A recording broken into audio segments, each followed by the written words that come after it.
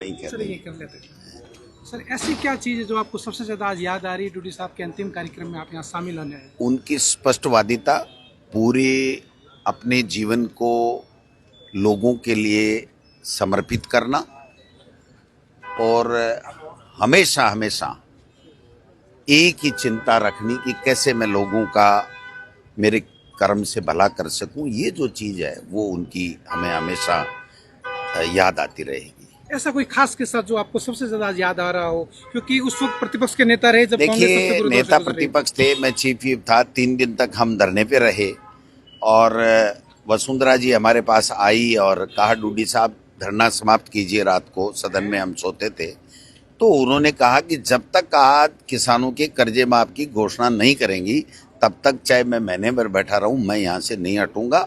और वसुंधरा जी ने कहा कि मैं कर दूंगी तो चुकाना आपको पड़ेगा, हो सकता है आपकी सरकार आ जाए। बोले वो कोई चिंता नहीं, मुझे इस के साथ ही उठना है यहाँ से कि किसानों के कर्जे माफ की घोषणा होनी चाहिए।